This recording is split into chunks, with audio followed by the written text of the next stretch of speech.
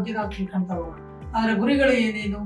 ಈಗ ಸಾಮಾನ್ಯವಾಗಿ ಒಂದು ಮಾರಣಾಂತಿಕ ಕಾಯಿಲೆ ಬಂದಾಗ ಅವರಿಗೆ ನೋವು ಇದ್ದೇ ಇರ್ತದೆ. ಯಾವ ಥರದ ನೋವು ಅಂತ ಅಸೆಸ್ ಮಾಡಬೇಕಾಗುತ್ತೆ.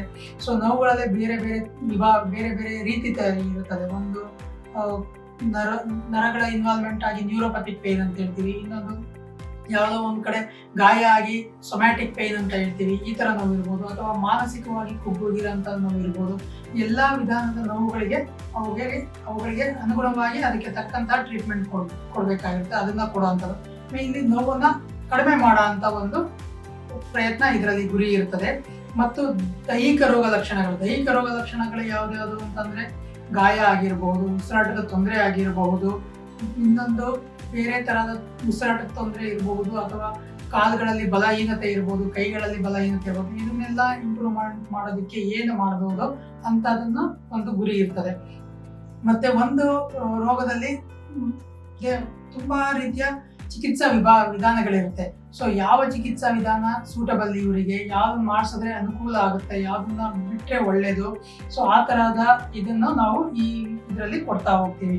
ಇನ್ನೊಂದು ಏನಂತಂದ್ರೆ ನಿಮ್ಮ ರೋಗ ಎಕ್ಸಾಕ್ಟ್ಲಿ ಏನಾಗುತ್ತೆ, ಸುಮಾರು ಜನ ಪೇಷಂಟ್ಸಿಗಾಗಲಿ ಅವ್ರ ಮನೆಯವ್ರಿಗಾಗಲಿ ಯಾವ ತರ ರೋಗ ಬಂದಿದೆ, ಅದರ ಪರಿಣಾಮಗಳೇನು, ಅದರಿಂದ ಅದು ಮುಂದೆ ಯಾವ ತರ ಬಿಹೇವ್ ಮಾಡುತ್ತೆ ಅನ್ನೋದು ಐಡಿಯಾನೇ ಇರೋದಿಲ್ಲ. ಅದ್ರ ಬಗ್ಗೆ ಮಾಹಿತಿನೂ ಕೊಡ್ತಾ ಹೋಗ್ತೀವಿ. ಯೂಶಲಿ ಅವರ ಅನಾರೋಗ್ಯದ ಬಗ್ಗೆ ಮಾಹಿತಿನೂ ಕೊಡ್ತಾ ಹೋಗ್ತೀವಿ.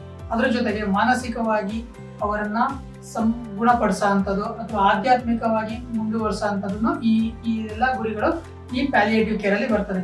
ಮತ್ತು ಜೀವನದ ಗುಣಮಟ್ಟವನ್ನು ಸುಧಾರಿಸೋದು. ಜೀವನದ ಗುಣಮಟ್ಟವನ್ನು ಹೇಗೆ ಸುಧಾರಿಸ್ತೀವಿ ಅಂತಂದ್ರೆ, ಒಂದು ಪೇಷಂಟ್ ಯಾವುದೇ ಒಂದು ರೋಗಕ್ಕೆ ತುತ್ತಾದ ತಕ್ಷಣ ಅವರು ಯಾವುದೇ ಚಟುವಟಿಕೆಗಳಲ್ಲಿ ಪಾಲ್ಗೊಳ್ಳೋದಿಲ್ಲ. ಅವರು ಐಸೋಲೇಟ್ ಆಗ್ಬಿಡ್ತಾರೆ. ಅಂದ್ರೆ ಮನೇಲೆ ಕೂರೋದು, ಯಾರ ಜೊತೆ ಮಿಂಗಲ್ ಆಗದಲ್ಲೇ ಇರೋಂಥದ್ದು, ಅದ್ರ ಬಗ್ಗೆನೇ ರೋಗದ ಬಗ್ಗೆನೇ ಯೋಚನೆ ಮಾಡ್ತಾ ಹೋಗೋದು, ಪ್ರತಿಯೊಂದು ಇದೇ ತರ ಮಾಡ್ತಾ ಹೋಗ್ತಾರೆ. ಸೊ ಅದನ್ನ ಅವರಿಗೆ ರೋಗದ ಬಗ್ಗೆ ಅರಿವು ಮೂಡಿಸಿ ಅವರು ಮುಂಚೆ ಹೇಗಿದ್ರು, ರೋಗ ಬರೋದಕ್ಕಿಂತ ಮುಂಚೆ ಹೇಗಿದ್ರು ಆ ತರ ಇರ್ಲಿಕ್ಕೆ ಅವರಿಗೆ ಎನ್ಕರೇಜ್ ಮಾಡೋದು. ಇದೆಲ್ಲ ಯೂಶಲಿ ಈ ಪ್ಯಾಲಿಯೇಟಿವ್ ಕೇರ್ ಗುರಿಗಳಾಗಿರ್ತವೆ. ಸೊ ಯಾವ ಮಾದರಿಯಲ್ಲಿ ನಾವು ಪ್ಯಾಲಿಯೇಟಿವ್ ಕೇರ್ ಕೊಡಬಹುದು ಅಂತಂದ್ರೆ, ಮನೆ ಆಧಾರಿತ ಆರೈಕೆ ಅಂತಂದ್ರೆ ಮನೆಯಲ್ಲೇ ಅವ್ರನ್ನ ಹೇಗೆ ನೋಡ್ಕೊಳ್ಳೋದು, ಅಥವಾ ರೋಗವನ್ನ ಹೇಗೆ ಇಟ್ಕೊಂಡು ಅದ್ರ ಜೊತೆ ಜೀವನ ಮಾಡೋಂಥದ್ದನ್ನ ಕಲಿಸ್ಕೊಡೋದು. ಅಥವಾ ಯೂಶಲಿ ಏನಾಗುತ್ತೆ ಅಂತಂದ್ರೆ, ಈಗ ಸುಮಾರು ದೊಡ್ಡ ಮಾರಣಾಂತಿಕ ಕಾಯಿಲೆಗಳಲ್ಲಿ ಟ್ರೆಕಿಯಾಸ್ಟಮಿ ಅಂತ ಹೇಳ್ತಾರೆ, ಉಸಿರಾಟ ಛೇದನ ಮಾಡಿರ್ತಾರೆ, ಅದರ ಕೇರ್ ಹೇಗೆ ಕೊಡೋದು. ಅಥವಾ ಒಬ್ಬೊಬ್ಬರಿಗೆ ಕೊಲಾಸ್ಟಮಿ ಅಂತ ಮಾಡಿರ್ತಾರೆ, ಅದನ್ನ ಹೇಗೆ ಕೇರ್ ಕೊಡೋಂಥದ್ದು. ಅಥವಾ ಸುಮಾರು ದಿನ ಹಾಸಿಗೆ ಮೇಲೆ ಮಲಗಿರ್ತಾರೆ.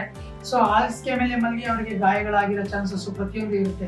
ಸೊ ಈ ತರ ಎಲ್ಲ ಇದ್ದಾಗ ಹೇಗೆ ಅದನ್ನೆಲ್ಲ ಮ್ಯಾನೇಜ್ ಮಾಡೋದು ಅಂತ ಹೇಳ್ಕೊಡೋದು ಒಂದು ಮನೆ ಆಧಾರಿತ ಆರೈಕೆ ಆಗಿರುತ್ತೆ. ಇನ್ನೊಂದು OPD ಸಮಾಲೋಚನೆ ಅಂತಾರೆ. ಈ ತರ ಪೇಷಂಟ್ಸಿಗೆ, ರೋಗಿಗಳಿಗೆ ಯಾವುದೇ ತರಹದ ತೊಂದರೆ ಇದ್ರೆ, ಒಂದು ಡಿಸಿಷನ್ ಮೇಕಿಂಗ್ ಅಲ್ಲಾಗ್ಲಿ ಅಥವಾ ಟ್ರೀಟ್ಮೆಂಟ್ ಅಲ್ಲಾಗ್ಲಿ, ಇನ್ನೊಂದು ಅವ್ರಿಗೆ ಏನೇ ತೊಂದರೆ ಇತ್ತು ಅಂತಂದ್ರೆ OPD ಬಂದು ಅವರ ಏನೇನೇ ತೊಂದರೆ ಹೇಳಿದ್ರೆ ಅದರ ಅನುಗುಣವಾಗಿ ನಾವು ಅವರಿಗೆ ಗೈಡ್ ಮಾಡೋಂಥದನ್ನ ನಾವು ಮಾಡಬಹುದಾಗಿದೆ. ಇನ್ನೊಂದು ದೈನಂದಿನ ಆರೈಕೆ. ದೈನಂದಿನ ಅಂತಂದ್ರೆ ಬೆಳಿಗ್ಗೆ ಇದ್ದಾಗ ಏನೇನು ಮಾಡಿದ್ರೆ ಅವರಿಗೆ ಅನುಕೂಲ ಆಗುತ್ತೆ, ದಿನ ಕಳೀತಾ ಯಾವುದರಲ್ಲಿ ಅವ್ರು ಇನ್ವಾಲ್ವ್ಮೆಂಟ್ ಮಾಡಬೇಕು, ಆಹಾರ ಪದ್ಧತಿಗಳನ್ನ ಏನೇನು ತಗೋಬೇಕು, ಅಥವಾ ಇನ್ನೊಂದು ಬಗೆಯ ಅವರ ಇರೋ ರೋಗಕ್ಕೆ ಬೇರೆ ಯಾವ ಮಾಹಿತಿ ವ್ಯಾಯಾಮಗಳನ್ನ ಮಾಡಿದ್ರೆ ಅನುಕೂಲ ಆಗುತ್ತೆ, ಇದನ್ನೆಲ್ಲನೂ ನಾವು ತಿಳಿಸ್ಕೊಡ್ತೀವಿ. ಇದೊಂದು ಒಳ ರೋಗಿಗಳಾಗಿ ದಾಖಲಿಸ್ಕೊಳ್ಳೋದಂದ್ರೆ ಇನ್ ಪೇಷಂಟ್ ಹಾಸ್ಪಿಟಲ್ ಅಲ್ಲಿ ಅಡ್ಮಿಟ್ ಮಾಡ್ಕೊಳ್ಳೋದು.